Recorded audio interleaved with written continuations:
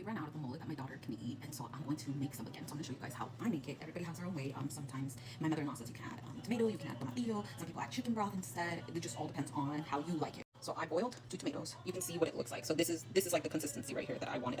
That's the consistency I'm looking for in order to know that these tomatoes are boiled and ready to go. So I'm going to wait for these to cool down before I put them in the blender. So while I wait for my tomatoes to cool down a little bit before I throw them in the blender, I'm going to get this pan and put a little bit of oil on it on the stovetop, and I'm going to kind of let my puree, my tomato sauce or my tomato liquid, kind of, they call it like freír or like fry on it a little bit, and then I'll add my chili paste or my mole paste. So I'm still waiting for that to cool down. I don't want to turn it up too high, but I'm going to put some oil in here. I'm just going to let that sit for a little bit. So I'm going to wait for this to get hot. To make the process just go a little faster, I decided to add some cold water in here. And then I'm going to turn on the blender. I'm going to add it in here. Okay, so here's one tomato. And here's my next tomato. Okay, so I'm going to add just a little bit of water. I'm going to put it on the pan because that's already good to go. So this can get a little hotter, a little faster. Here's my tomato puree. All I added in here was just tomatoes, boiled tomatoes, and a little bit of water, and that's it. I can feel the heat from this, so you can hear the sizzle. It's kind of what you want, just a little sizzle. So then we're gonna let that sizzle for maybe like 2 or so minutes, and then I'll go get my paste to add that in there.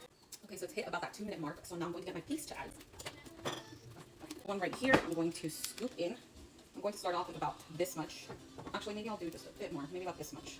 And then we'll kind of work in the rest of it in just a bit. So I did do a little bit more tomato than before, so we'll do about that much right now.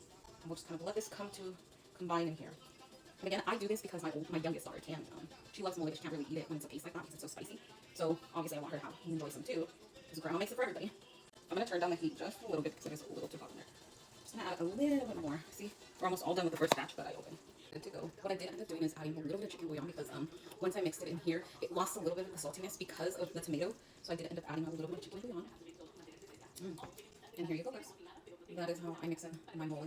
And again, everybody does it differently. The only reason why I did this is I prefer to eat it as a paste, but because my daughter can't have too much spice, I like to mix it in like this, and it tastes really good like this too. If you're making like enchiladas or if you're making any type of mole con carne or mole con pollo, really marinades and coats all of the meat.